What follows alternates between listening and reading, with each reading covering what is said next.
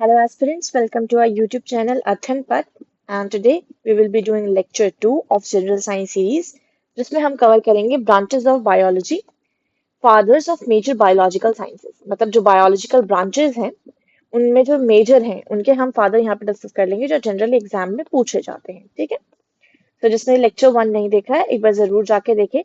थोड़ा सा क्या होता है, हम सीक्वेंस में चलते हैं तो हमें ज्यादा अच्छे से समझ आता है। राइट, मैं यहाँ पे जो ये ब्रांचेस हैं हम ये ए टू जेड की सीरीज में करेंगे। राइट, हम ए टू जेड की सीरीज में करेंगे। इससे क्या होगा, ए टू जेड की सीरीज में। ठीक है, इसमें क्या होगा, जो सेम दिखने वाले वर्ड्स होते हैं, जैसे मैं बताती हूँ एग्रोलॉजी और एग्रोनॉमी। अब इसमें जनरली हमें क्या होता है, कंफ्यूजन हो जाएगा, इसीलिए हम इसको ऐसे ही कवर करते हुए चलेंगे। जो कंफ्यूजन होगा वो भी हमारा इसमें दूर हो जाएगा।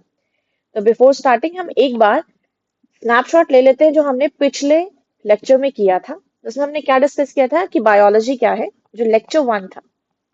ठीक है, उसका एक बार ओवरव्यू देख लेते हैं कि हमने उसमें कवर किया था कि बायोलॉजी क्या है। ठीक है, it is study of life. फिर जो बायोलॉजी का वर्ड है वो कॉइंड किसने किया था, लेमार्क एंड ट्रिवेरेनस ने 1801 में। सेकेंडली हमने डिस्कस करी थी ब्रांचेस। ठीक है, ब्रांचेस डिस्कस करी थी, तो उसमें हमने ये डिस्कस किया था कि टू मेजर ब्रांचेस हैं जिसमें हम कहेंगे कि जो बेसिक ब्रांचेस है और अप्लाइड है। ठीक है, तो जो बेसिक ब्रांचेस थी वो कौन सी थी, एक थी जूलॉजी, एक थी बॉटनी, एक थी हमारी बॉटनी, एक थी माइक्रोबायोलॉजी। पर लेकिन जो इसे मोस्ट इंपॉर्टेंट कहते हैं वो जूलॉजी थी और बॉटनी थी। ठीक है, बाकी अप्लाइड है। ये आज हम इसमें कवर करेंगे। फिर हमने देखे थे यूनिफाइंग प्रिंसिपल्स। ठीक है, हमने उसमें पढ़ा था यूनिफाइंग प्रिंसिपल्स, जैसे हमारा हो गया मेटाबॉलिज्म, होम्योस्टेसिस मतलब इक्विलिब्रियम। ठीक है, ये हमने कवर किया था। फिर हमने कवर किया था क्लासिफिकेशन, जिसमें हमने डिटेल में क्लासिफिकेशंस को कवर किया था और उन्हें मतलब किसने उनको वो डिसाइड किया है कि कौन सा टू किंगडम क्लासिफिकेशन है, कौन सा थ्री किंगडम है, किसने सेग्रीगेट किया था, वो हमने फादर्स भी हमने उनके पढ़ लिए थे। तो यही हमने अपने लेक्चर 1 में डिस्कस किया था। तो आज हम लेक्चर 2 में इसी का छोटा सा एक पार्ट करने वाले हैं, वो है अप्लाइड ब्रांचेस, मीन्स एक तरीके से ब्रांचेस ऑफ बायोलॉजी। तो आज हम यहाँ पे ब्रांचेस देखेंगे। तो स्टार्ट करते हैं। फर्स्ट है anthropology, that is study of humans. Study of plants नहीं, ये पहला नहीं है, एक मिनट, हाँ। फर्स्ट है anatomy, that is study of internal structure of organisms. मतलब किसी भी ऑर्गेनिज्म का इंटरनल स्ट्रक्चर अगर हम स्टडी कर रहे हैं तो उसकी स्टडी को क्या कहेंगे हम, एनाटॉमी। आपने पढ़ा होगा ना एनाटॉमी, फिजियोलॉजी, मॉर्फोलॉजी। तो इस चीज में हम ये डिफरेंशिएशन देखेंगे। तो एनाटॉमी क्या होता है, इंटरनल स्ट्रक्चर को पढ़ना। एग्रोलॉजी, अब देखें, एग्रोलॉजी की अगर हम बात करें तो वो soil science, science of soil, soil के बारे में थोड़ा बहुत स्टडी करना। और एग्रोनॉमी होता है क्रॉप प्रोडक्शन, सॉइल मैनेजमेंट। मतलब एक तरीके से इसे कह सकते हो आप एग्रीकल्चर। ये किससे रिलेटेड होता है, एग्रीकल्चर से। ठीक है, एग्रोलॉजी हो गया सोशल साइंस, एग्रोनॉमी हो गया एग्रीकल्चर। फिर हम चलते हैं आगे, एग्रोस्टोलॉजी, स्टडी ऑफ ग्रासेस। अब देखो क्या होता है, जो जनरली एग्जाम्स में पूछे जाते हैं वो कुछ ऐसे वर्ड्स होते हैं जिसमें हमें ज्यादा कंफ्यूजन होगा। हमें लगेगा सिमिलर टू दैट, कि जैसे अब हम एग्रो देख रहे हैं, ठीक है, हमें ऐसा लगेगा कुछ रिलेटेड टू एग्रीकल्चर होगा। लेकिन एग्रोस्टोलॉजी है, जरा सी ही एक दो एडिशन ऑफ वर्ड्स इसमें कंफ्यूजन क्रिएट कर देते हैं। तो जो इंपॉर्टेंट लगते हैं, कंफ्यूजिंग लगते हैं, तो उन पे ज्यादा फोकस कीजिएगा। ठीक है, जैसे एग्रोलॉजी हमें पता चल गया सोशल साइंस है, एग्रोनॉमी है क्रॉप प्रोडक्शन, सॉइल मैनेजमेंट, मतलब this is a part of agriculture. Agrostology की अगर हम बात करेंगे तो ये स्टडी ऑफ ग्रासेस है, ये स्टार मार्क्ड है, इसे एकदम अच्छे से याद कीजिएगा। एर्थ्रोलॉजी, स्टडी ऑफ जॉइंट्स। ठीक है, एर्थराइटिस जिसे कहते हैं हम, एक डिजीज होती है, जॉइंट्स में स्वेलिंग होती है, तो उससे आप याद रखें arthrology, that is study of joints. Next है anthropology, that is study of humans. Anthropology में हम क्या पढ़ेंगे, स्टडी ऑफ ह्यूमंस, उनका इवोल्यूशनरी बेसिस पढ़ते हैं हम एंथ्रोपोलॉजी में। हम इसमें उनका एवोल्यूशन भी पढ़ देखते हैं। ठीक है,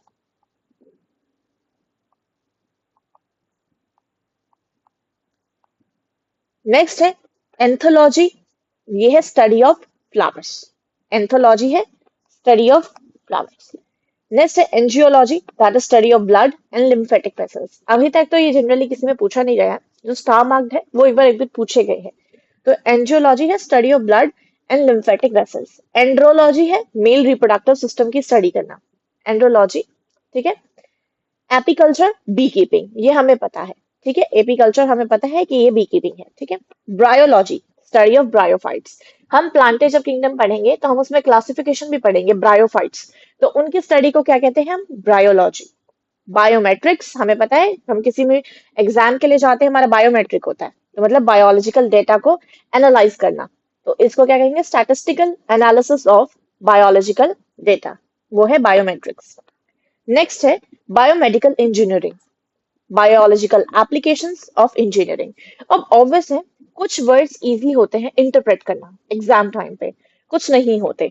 जैसे ब्रायोलॉजी एक बार को हो सकता है अगर वहां पे स्टडी ऑफ ब्रायोफाइट्स है, लेकिन लेकिन याद रहे अगर आपको एंथोलॉजी का नहीं पता तो you won't be able to do that, और ये जनरली पूछा जाता है स्टडी ऑफ फ्लावर्स वाला। नेक्स्ट एंजियोलॉजी के बारे में अगर आपको नहीं पता तो आप इजीली इसको गेस नहीं कर पाएंगे, इसीलिए ये ज्यादा डिफिकल्ट नहीं है। एक बार आप इसको ना क्या करिएगा, अपनी लिख के अपने हाथों से, मैं ये पीपीटी डाल दूंगी टेलीग्राम चैनल पे, जिसका डिस्क्रिप्शन बॉक्स में आपको लिंक मिल जाएगा। उसके बाद क्या करना, आप वीडियो सुनना, ये एक पीपीटी देखना, इसमें से नोट डाउन करना, खुद से लिखना, फिर उसे अपने सामने लगा लेना या फिर अपने टेबल पे रख लेना और उसे एक बार पढ़ना। मैं कह रही हूँ कि आपको ये 5 से 6 दिन में याद हो जाएंगे। आप इजीली इसको जब क्या होगा ध्यान से पढ़ोगे ना, तो जब एग्जाम में आएगा तो सबकॉन्शियस माइंड में ये चीजें स्टोर हो जाती हैं, तो वो एकदम से रिफ्लेक्ट होगा कि हाँ इसका आंसर ये होने वाला है। ठीक है। तो नेक्स्ट देखते हैं हम, बायोमेडिकल इंजीनियरिंग है, बायोमेडिकल की बात चल रही है, इंजीनियरिंग की बात चल रही है, तो it is something related to biological applications of engineering. Next बात करते हैं बायोटेक्नोलॉजी में, टेक्नोलॉजी यूजिंग लिविंग ऑर्गेनिजम्स। आजकल तो ये बहुत ही ज्यादा चर्चा में रहता है बायोटेक्नोलॉजी का, जो ये पोर्शन है जिसमें हम क्रिस्पर टेक्नोलॉजी वगैरह पढ़ते हैं, राइट।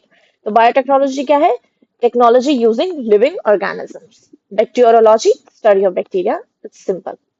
साइटोलॉजी क्या होता है, स्टडी ऑफ सेल्स होता है।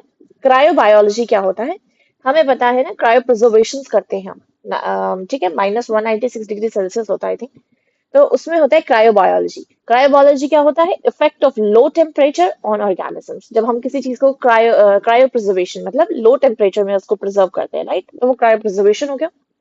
क्रायोबायोलॉजी की बात करें हैं तो वो क्या हो गया, इफेक्ट देखते हैं किसी भी ऑर्गेनिज्म पे लो टेम्परेचर का क्या इफेक्ट पड़ता है, ये हम क्रायोबायोलॉजी में देखते हैं। नेक्स्ट है कार्डियोलॉजी, ये इजी है, सब कोई बता सकता है, it is study of heart, study of heart. ठीक है। फिर है क्लोन बायोलॉजी। क्लोन बायोलॉजी क्या होता है, स्टडी ऑफ क्लोन्स। अब हम क्लोन्स बनाते हैं, राइट, तो उसमें क्या होता है, हम उसकी स्टडी को क्या कहते हैं, स्टडी ऑफ बायोलॉजी। किसी भी दो ब्रीड्स को लिया है ना, किसी भी दो ब्रीड्स को ले लेते हैं हम, ठीक है, उनको वो ब्रीड करते हैं ना, तो फिर जो दूसरी बनती है वो एक तरीके से क्लोन, क्लोन हो गया, या फिर इसी का एकदम एग्जैक्ट कॉपी। ठीक है, वो चीज होती है क्लोन।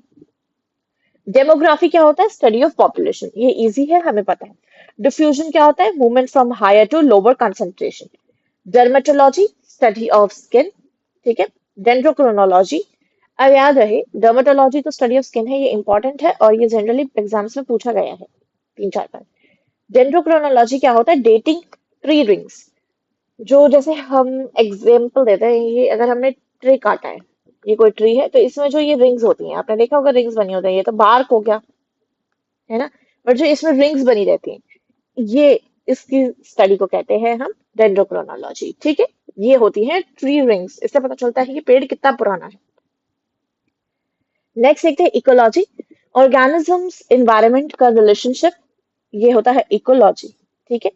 जो इन्वायरमेंट और इकोलॉजी में डिफरेंस है, इन्वायरमेंट जो हमें सराउंड करता है, इकोलॉजी क्या है, उसी ही इन्वायरमेंट के साथ हमारा क्या रिलेशन है, ये हम इकोलॉजी में पढ़ते हैं।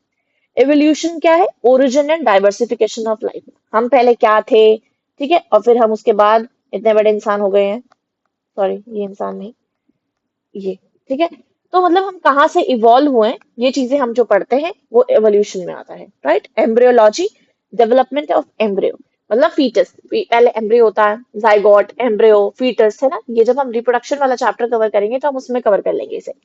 तो एम्ब्रियोलॉजी याद रहे किस डेवलपमेंट ऑफ एम्ब्रियो, इसको पढ़ते हैं। यूजेनिक्स में क्या होता है, improvement of human races, human race होता है ना, तो उसकी इम्प्रूवमेंट, उसकी स्टडी को हम क्या कहते हैं, यूजेनिक्स। ये पूछ लिया जाएगा तो आप कंफ्यूज हो जाएंगे और आपको इजीली समझ में भी नहीं आएगा। नेक्स्ट है ethnology, human races and culture. अब याद रहे इम्प्रूवमेंट के बारे में पढ़ रहे हैं तो हम यूजेनिक्स पढ़ रहे हैं, लेकिन अगर हम ह्यूमन रेसेस और कल्चर के बारे में पढ़ रहे हैं तो इथनोलॉजी होगा। ठीक है, अब इथनो है तो ह्यूमन रेसेस एंड कल्चर है, इथोलॉजी है तो वो एनिमल बिहेवियर है। हमें पता है ना, कॉमोफ्लाइज हो गया, मतलब जो गिरगिट होता है वो रंग बदलता है, राइट, वो उसका एनिमल बिहेवियर है, उसकी स्टडी को क्या कहेंगे हम, इथोलॉजी। ठीक है, ईटियोलॉजी हो गया कॉज ऑफ डिजीज, किसी भी डिजीज का क्या कॉज है उसको पता लगाना, उसकी स्टडी को ईटियोलॉजी कहते हैं। एंटोमोलॉजी क्या होता है, स्टडी ऑफ इंसेक्ट्स, इंसेक्ट्स की स्टडी को क्या कहेंगे हम, एंटोमोलॉजी, और ये पूछा जाता है।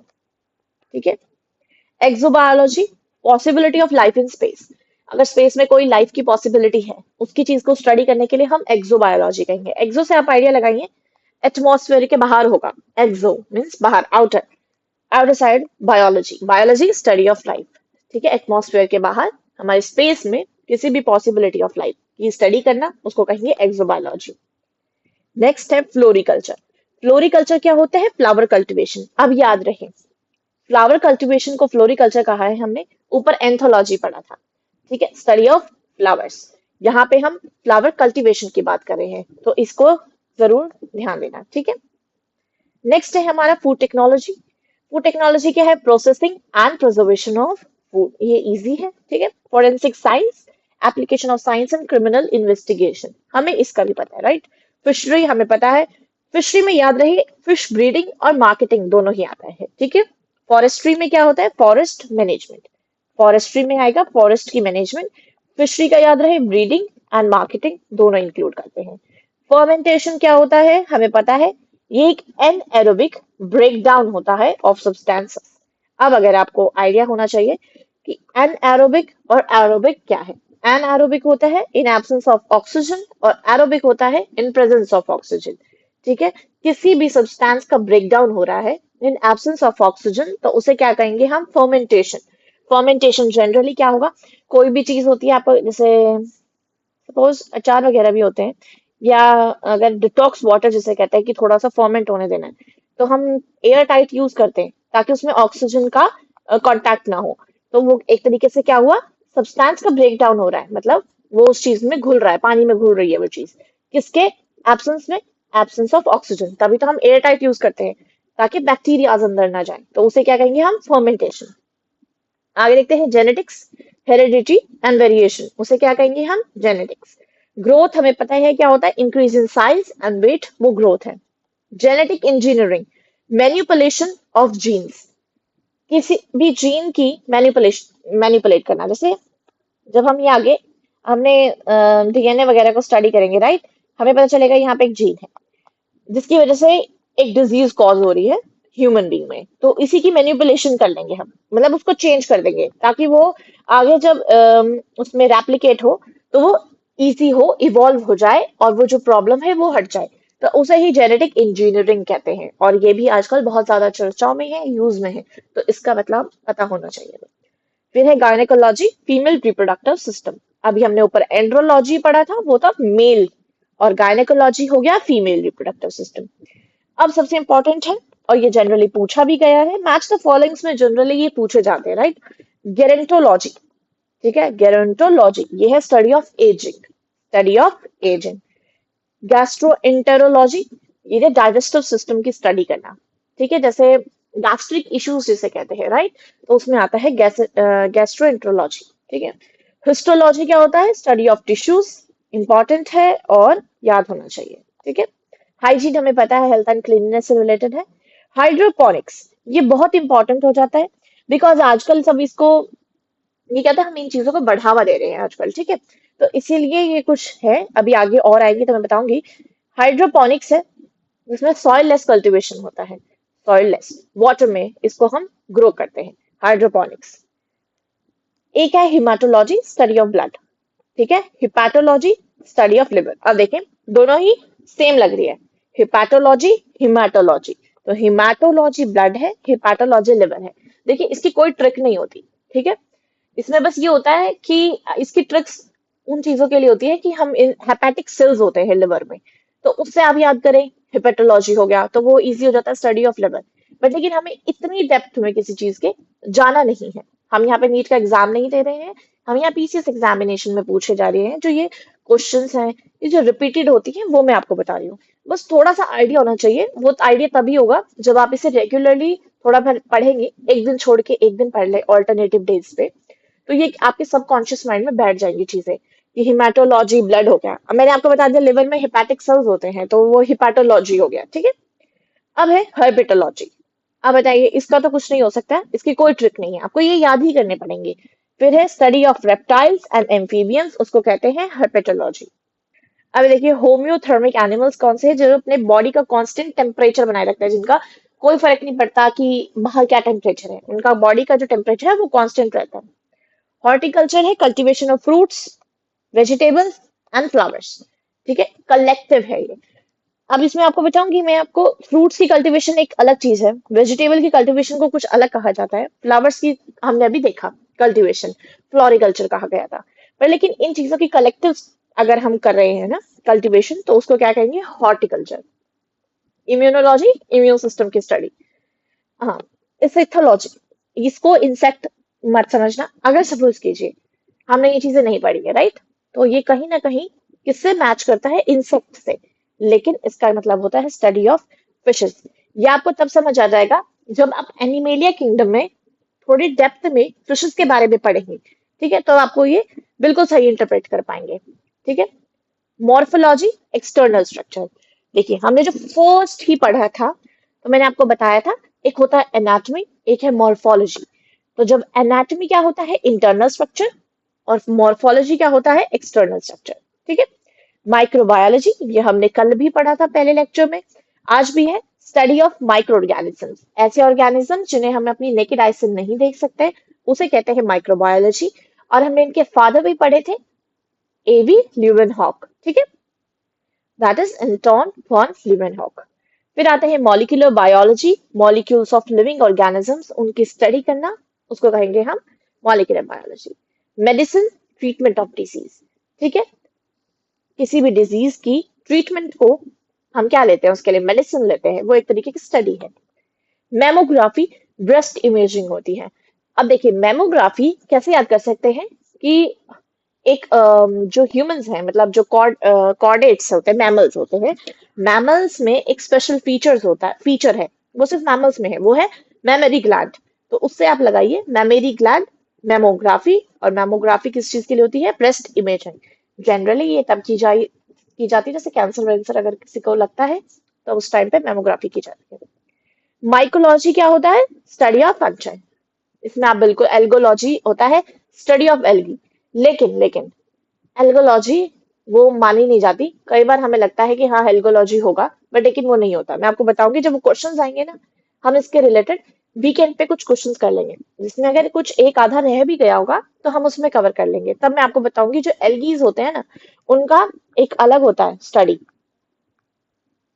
उनकी स्टडी को एल्गोलॉजी नहीं कहा था, जैसे फंजाई की होती है माइकोलॉजी ना, वैसे ही। फिर आता है मेरमेकोलॉजी, स्टडी ऑफ एंट, चींटियों की स्टडी, चींटी, उनकी स्टडी को कहते हैं मेरमेकोलॉजी। ये थोड़ा न्यू है, अब तक तो नहीं पूछा गया, but you don't know anything, ठीक है, कि कब क्या पूछ लिया जाए। मिक्स्ड फार्मिंग का मतलब होता है crop cultivation with animal husbandry, ठीक है। यहाँ पे मतलब एनिमल जो ये डेयरी वेरी होता है, इसके साथ साथ क्रॉप की कल्टीवेशन को करना, ये होता है mixed farming. Nutrition, food and nutrients के बारे में। नैनो टेक्नोलॉजी, हमें पता है कि एक जो एकदम स्मॉल पार्टिकल्स होते हैं, उनकी manipulation at nano scale. Nano particles मतलब नैनो पार्टिकल्स की जो उन्हीं की मैनिपुलेशन होता है, उन्हीं को नैनो टेक्नोलॉजी कहते हैं। न्यूरोलॉजी होता है नर्वस सिस्टम से रिलेटेड, किससे रिलेटेड, नर्वस सिस्टम से। नियोनाटोलॉजी, नियो मतलब हमें पता है न्यू चाइल्ड बॉर्न होता है ना, उसको उसकी केयर को कहते हैं, न्यू बॉर्न्स की केयर को कहते हैं नियोनाटोलॉजी। नेफ्रोलॉजी क्या होता है, स्टडी ऑफ किडनीज। अब याद रहे न्यूरोलॉजी और नेफ्रोलॉजी, इन दोनों में बिल्कुल कंफ्यूज नहीं होना। नेफ्रॉन्स क्या होता है, एक फंक्शनल यूनिट होती है किडनी की, ठीक है। जब हम आगे उसमें पढ़ेंगे, जब हम एक्सक्रीटरी सिस्टम पढ़ेंगे हम, तब इसको पढ़ेंगे नेफ्रोलॉजी, और स्टडी ऑफ किडनीज को हम कहते हैं नेफ्रोलॉजी। ठीक है। नेक्स्ट है osmosis, water movement across the membrane. ठीक है। ओडोंटोलॉजी हो गया स्टडी ऑफ टीथ। ऑस्टियोलॉजी हो गया स्टडी ऑफ बोन्स। ऑब्वियस सी बात है, ये हमने काफी बार सुना है। ठीक है। ऑन्कोलॉजी स्टडी ऑफ कैंसर है, ये भी इंपॉर्टेंट हो जाता है किसी भी एग्जाम पॉइंट ऑफ व्यू से। ऑब्स्टेटिक्स होता है pregnancy child birth. Female reproductive system को पढ़ने को हमने गायनेकोलॉजी होता है, लेकिन प्रेगनेंसी चाइल्ड बर्थ इसे कहते हैं ऑब्स्टेटिक्स। ठीक है। ऑर्निथोलॉजी, ये भी काफी बार एग्जाम्स में पूछा गया है, जिसका मतलब होता है study of birds. Ophthalmology study of eyes. Orthopaedics musculoskeletal system, इनकी स्टडी को क्या कहते हैं, ऑर्थोपेडिक्स। मसल्स, ठीक है, उनके वो स्केलेटल सिस्टम हो गया हमारा, इन सब की स्टडी को क्या कहेंगे, ऑर्थोपेडिक्स।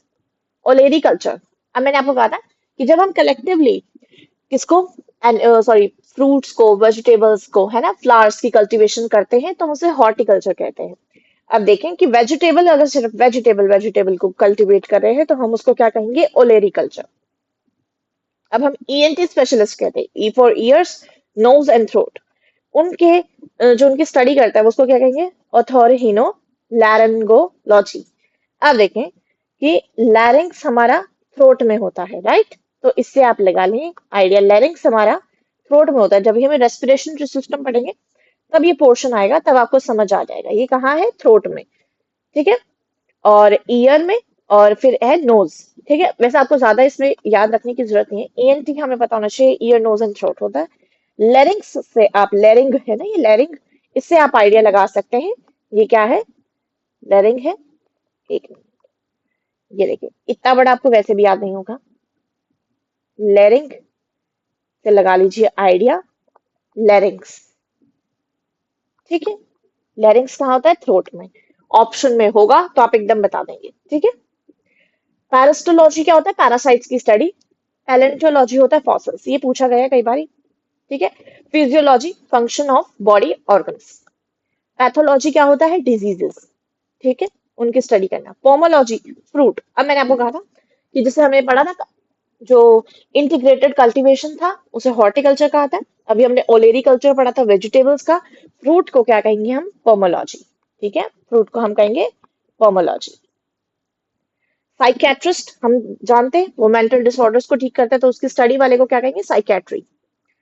साइकोलॉजी और साइकेट्री में बिल्कुल कंफ्यूज नहीं होना। ठीक है। साइकोलॉजिस्ट और साइकेट्रिस्ट में फर्क होता है। माइंड और बिहेवियर, ठीक है, उसको स्टडी करने वाले को हम साइकोलॉजी कहते हैं। ठीक है, उसकी जो स्टडी कर रहा है वो साइकोलॉजिस्ट हुआ। माइंड और बिहेवियर, आपके क्या एक्शंस हैं, इन सब चीजों को देखने वाले हम साइकोलॉजी में पढ़ते हैं।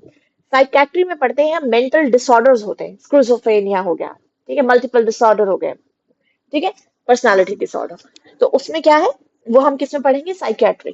ठीक है। पीसी कल्चर हो गया, इन दोनों को आप देखिएगा, ये कंफ्यूज करने वाली चीजें होती हैं। ठीक है। नेक्स्ट है पिसिकल्चर, फिश फार्मिंग। फिश की फार्मिंग को कहेंगे हम पिसिकल्चर। स्टडी ऑफ फिशेस हमने पढ़ा था, इस्थोलॉजी कहा था। अब देखिए एल्गे, हाँ आ गया ना एल्गे, फाइकोलॉजी। ओके। ऐसा लगता है फाइकोलॉजी फंजाई से रिलेटेड होगा, नहीं। ठीक है, ये है एल्गे से रिलेटेड। लेकिन कई बार जब मैंने, हमारे जो हमने स्टडी करी थी अपने ग्रेजुएशन में, तो हमारे टीचर से कई बार एल्गोलॉजी भी कहते थे। ठीक है। कई जगह पे होता है, लेकिन जब हम मेडिकल टर्म्स में बात करते हैं तो वो फाइकोलॉजी होगा। अब देखिए, कंफ्यूजन ये है कि फाइकोलॉजी आप जब भी देखेंगे तो वो काफी इंडिकेशन एल्गे की तरफ नहीं, फंजाई से रिलेटेड करता है। लेकिन हमने अभी ऊपर पढ़ा है माइकोलॉजी को हम कहेंगे फंजाई, और फाइकोलॉजी को हम अभी पढ़ेंगे एल्गी। ठीक है। पेडियाट्रिक्स हमें पता है चाइल्ड मेडिसिन। फार्माकोलॉजी ड्रग्स, जो फार्मासिस्ट होते हैं क्या करते हैं, ये मेडिसिन से रिलेटेड होता है। ठीक है, ड्रग्स। फोटोबायोलॉजी, अब ऑब्वियस सी बात है, फोटो से हम रिलेटेड लाइट के बारे में हम बात करते हैं, तो effect of light on living organisms, उसको कहेंगे हम फोटोबायोलॉजी। फाइलोजेनी, इवोल्यूशनरी हिस्ट्री के बारे में हम पढ़ते हैं, अगर हम इवोल्यूशनरी मतलब इवोल्यूशन के बारे में पढ़ रहे हैं, कि कैसे हुई, किसने की, है ना, मतलब किसने तो नहीं करी है, वो तो होती है बाय द टाइम। ठीक है, तो एवोल्यूशन कैसे कैसे हो रहा है, कौन कौन से केमिकल्स उस टाइम पे थे, कौन कौन से केमिकल इस टाइम पे उस टाइम पे नहीं थे, इन सब चीजों की हिस्ट्री को हम क्या कहते हैं, फाइलोजेनी। फिजियोथेरेपी क्या होता है, फिजिकल रिहेबिलिटेशन। मतलब जैसे हमारे कई बार क्या था, मसल स्टिफनेस हो जाती है, तो सजेस्ट करते हैं डॉक्टर आप फिजियोथेरेपी करें। तो मतलब एक तरीके से जो मसल्स हैं उनको रिलैक्स करना, ठीक है, हमारी जो फिजिकल पॉस्चर है उससे रिलेटेड होता है, तो उसे क्या कहेंगे, फिजियोथेरेपी। रेडियोलॉजी हमारा मेडिकल इमेजिंग हो गया। प्रिमेटोलॉजी प्राइमेट्स की स्टडी को कहेंगे। ये देखो कुछ चीजें ऐसी होती हैं जो हमें समझ आ जाती हैं, राइट। ईएनटी स्पेशलिस्ट में हमने ऑर्निथोलॉजी पढ़ा था, वो ऑर्निनो लैंगोलॉजी, ठीक है, उसमें मैंने आपको बताया था कि जो लैंग्स है आप याद रखना, लैरिंग्स, और उससे हम थ्रोट लगा देंगे। अब देखिए उसी में हमने आगे भी पढ़ा था राइनो। तो राइनोलॉजी सिर्फ सिंपल आए और ऑप्शन में अगर राइनोसिरोस हो जाए, है ना, तो आई अश्योर कि आप ये वाला ऑप्शन करके आएंगे। बट बट ये गलत है, ठीक है। ये किसकी, राइनोलॉजी किसकी स्टडी होता है, नोज की, ठीक है। सोनोग्राफी अल्ट्रासाउंड इमेजिंग कहते हैं। सोरोलॉजी स्टडी ऑफ लिजर्ड्स, ठीक है, ये इंपॉर्टेंट हो जाएगा।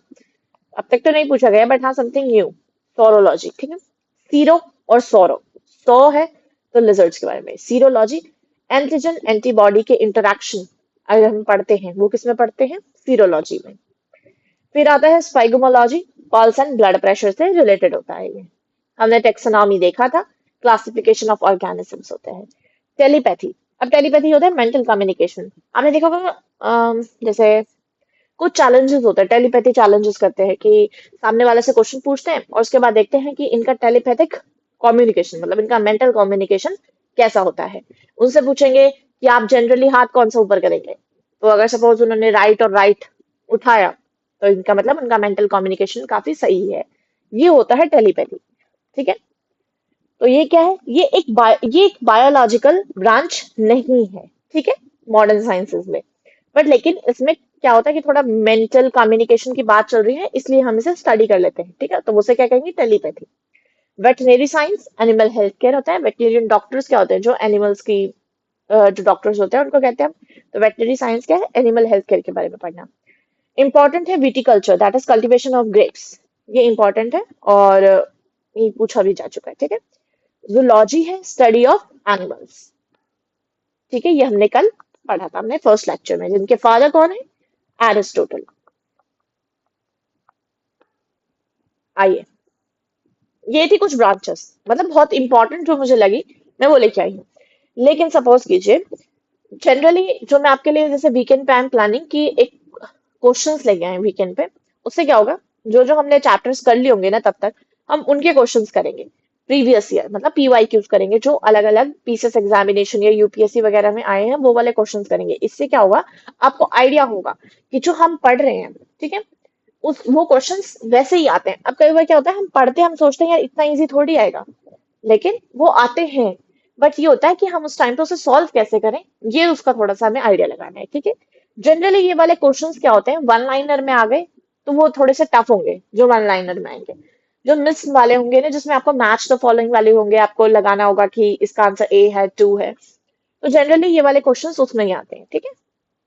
तो अब देख लेते हैं कुछ मोस्ट इंपॉर्टेंट फादर्स इस चीज के लिए, जो जनरली पीसीएस और यूपीएससी में पूछे गए है ना, मैंने इसका एनालिसिस किया था, जो जनरली पूछे जाते हैं वो यहाँ पे लिखे हैं मैंने।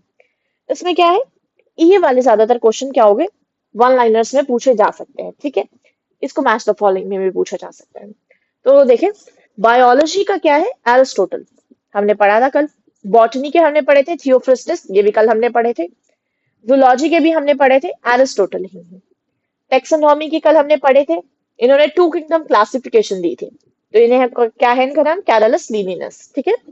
अब हमें पता है फादर ऑफ जेनेटिक्स कौन है, जॉगर मेंडल, जिन्होंने अपने 3 लॉज दिए थे ना, वो जिन्होंने मटर के ऊपर, एक पी प्लांट के ऊपर अपनी रिसर्च करके एक्सपेरिमेंट किया था। एवोल्यूशन है चार्ल्स डार्विन। अब मैं आपको बताऊंगी, मैंने आपको बताया था, मैंने कल, जिसने कल का लेक्चर नहीं देखा वो जरूर देखें। हम एक वीडियो लाएंगे जिसमें एवोल्यूशन, अब आपको पूरी थ्योरी नहीं पता होनी चाहिए, सिर्फ ये पता होना चाहिए कि किसने क्या थ्योरी दी थी और इसका मेन मोटिव क्या था, ठीक है, वो कहना क्या चाहते थे। तो वो हम करेंगे। तो जो एवोल्यूशन है उनके फादर कौन है? चार्ल्स डार्विन, क्योंकि इनकी थ्योरी सबसे ज्यादा एक्सेप्टेबल थी इसीलिए। Ecology, Ernst Haeckel. Ernst Haeckel से हमें एक और चीज याद आनी चाहिए। जिसने हमारा फर्स्ट लेक्चर देखा होगा उसे पता होगा कि जो अर्नेस्ट हैकल थे उन्होंने थ्री किंगडम क्लासिफिकेशन दी थी। ठीक है। नेक्स्ट है माइक्रोबायोलॉजी, एंटोन वॉन लीeuwenhoek। इन्हें हम फादर ऑफ क्या कहते हैं? फादर ऑफ माइक्रोबायोलॉजी कहते हैं। वैसे तो मैं इनकी जो प्रॉपर जिसे इन्हें ही क्यों हम माइक्रोबायोलॉजी मतलब के फादर कहा जाता है वो मैं बताऊंगी। ठीक है। ये तभी बताऊंगी जब मैं सेल्स पढ़ेंगे। ठीक है। बैक्टीरियोलॉजी, उनके फादर हैं रॉबर्ट कॉच। इम्यूनोलॉजी के हैं एडवर्ड जेनर। क्यों नहीं? क्योंकि इन्होंने वैक्सीन डिस्कवर करी थी इसीलिए। एम्ब्रियोलॉजी के हैं कार्ल वॉन बेयर। हिस्टोलॉजी के मार्सिलो मैल्फिजी। अब देखो, ये जो है ना, ये सबसे ज्यादा कंफ्यूजिंग होते हैं, टफ होते हैं याद करने, लेकिन ये इंपॉर्टेंट होते हैं। एक बार को आपको ये याद हो जाएंगे, जो जनरली रिपीट किए जाते हैं। अगर आप कुछ आने लगा न्यू, तो वो यही आएगा कि इम्यूनोलॉजी के फादर कौन है? Edward Jenner. और ये एक दो बार पूछा भी गया है, यूपीपीसीएस में पूछा गया है। ठीक है। एम्ब्रियोलॉजी के कौन है? Karl von Baer. हिस्टोलॉजी के मार्सिलो मैल्फिजी। फिजियोलॉजी के विलियम हार्वे। पैथोलॉजी के रुडोल्फ वर्शो। बायोटेक्नोलॉजी के कौन है? Karl Ereky. एंटोमोलॉजी के हैं विलियम किर्बी। और पैलेंटोलॉजी के हैं जॉर्जस क्यूगर। अब मैं आपको बता रही हूँ, ये आपके लिए, अगर आप मेडिकल बैकग्राउंड से है ना नहीं बिलोंग करते, तो आपके लिए ये चीजें थोड़ी सी टफ होंगी। लेकिन आई एश्योर कि अगर आप इसे ध्यान से करेंगे ना, अगर सपोज कोई ऐसा वर्ड आ गया जो हमने इसमें से नहीं पढ़ा और वो मैच द फॉलोइंग में है, तो उसमें घबराने की बात नहीं है। अगर एक ऑप्शन नहीं आता होगा ना, तो आपको तीन इसमें से आ जाएंगे, बिकॉज ये मोस्ट रिपीटेड है। ठीक है। और ये जो क्या है, प्रेजेंट में करंट अफेयर्स में डायनामिक इनका क्या है, बिहेवियर है इन वर्ड्स का। तो मतलब ये जनरली यूज होते रहते हैं, यही जनरली पूछे जाते हैं। सपोज कोई एक ऐसी आ गई, आपसे पूछ लिया, ऐसा कोई ब्रांच पूछ लिया जिसका किसी को भी नहीं पता होगा, बट मोस्टली इनमें से ही पूछा जाता है और इन्हीं में से फादर्स आते हैं। और ये मैच द फॉलोइंग्स में आते हैं, और वीकेंड पे हम इससे रिलेटेड क्वेश्चंस कर लेंगे तो आपको इसमें ज्यादातर क्या होगा, क्लियर हो जाएगा। लेकिन जैसे मैंने आपको बताया है कि आपको इसको रिवाइज कैसे करना है, आप पीपीटी पढ़ लेना एक बारी, ये लेक्चर सुनना। ठीक है। कुछ जो मैंने आपको वर्ड्स बताए हैं, क्योंकि इनका कोई निमोनिक्स नहीं होता, कुछ भी नहीं होता, कोई ट्रिक नहीं होती। जो ट्रिक है वो मैंने आपको साथ के साथ बता दी है। ठीक है। कि फ्लावर, जैसे हमने अभी लिवर्स का पढ़ा था, उसमें हेपेटिक सेल्स होते हैं, इसलिए वो उसको उसकी स्टडी को हिपैटोलॉजी कहते हैं। ठीक है। बस यही कुछ एक दो चीजें होती हैं। बट आप क्या करेंगे, एक दो बार इन्हें लिखेंगे। ठीक है। पढ़ेंगे इन्हें ऑल्टरनेटिव डेज पे, बस ऐसे ही ध्यान से, सिर्फ अपने आईज को ऐसे वर्ड टू वर्ड। इम्यूनोलॉजी के फादर एडवर्ड जेनर, एम्ब्रियोलॉजी के कार्ल वॉन बेयर, आप ऐसे पढ़ोगे ना, उसके बाद ये आपके सबकॉन्शियस माइंड में रह जाएंगी चीजें। फिर उसके बाद आप नहीं भी पढ़ोगे तो कोई बात नहीं, लेकिन एग्जाम के टाइम पे जब आपके सबकॉन्शियस माइंड में ये चीजें ना अपने आप रिफ्लेक्ट होंगी, ये काम होता है जो अभी हम पढ़ रहे थे, जो ये साइकोलॉजी माइंड एंड बिहेवियर होता है, उन्हीं की चीजें हैं ये। ठीक है। तो thank you so much, thank you for your attention and subscribe this channel for more such videos. आगे हम क्या होगा कि इसी से रिलेटेड हम इस सीरीज को आगे कंटिन्यू करेंगे, और इसमें हम काफी अच्छी अच्छी सी चीजें पढ़ेंगे। अब नेक्स्ट हम पढ़ेंगे क्लासिफिकेशन, उसके बाद हम पढ़ेंगे एवोल्यूशन। तो हम नेक्स्ट लेंगे क्लास जिसमें हम क्लासिफिकेशन पढ़ेंगे। ठीक है। हम जनरली क्या कवर करेंगे, फाइव किंगडम क्लासिफिकेशन को कवर करेंगे। फाइव जो किंगडम क्लासिफिकेशन है, जो किसने दी थी, आर एच विटेकर ने, उसी में से क्वेश्चन आते हैं। ठीक है। और यही इंपॉर्टेंट है, तो हम इसी को करेंगे। इसमें भी कोई हसल क्रिएट नहीं करेंगे, एक ही वीडियो में हम सारे जो क्लासिफिकेशन है उसको कवर करेंगे, नहीं। कल हम कर लेंगे मोनेरा, प्रोटिस्टा, ठीक है, एंड फंजाई। हम इनको कवर करेंगे, इनके फीचर्स देखेंगे, इनके एग्जाम्पल्स देखेंगे। इससे क्या होगा, क्योंकि क्वेश्चंस में क्या पूछ लेते हैं, आपको एग्जाम्पल्स दे देंगे, पूछ लेंगे ये कौन से ग्रुप से बिलोंग करता है, तो इसीलिए इंपॉर्टेंट हो जाता है इनके एग्जाम्पल्स को जानना। ठीक है। Thank you. एंड मैं ये पीपीटी अपलोड कर दूंगी टेलीग्राम चैनल पे, जिसका जो लिंक है वो आपको डिस्क्रिप्शन बॉक्स में मिल जाएगा। So thank you for your attention, and please do subscribe this channel for more such videos, and meet you in the next video.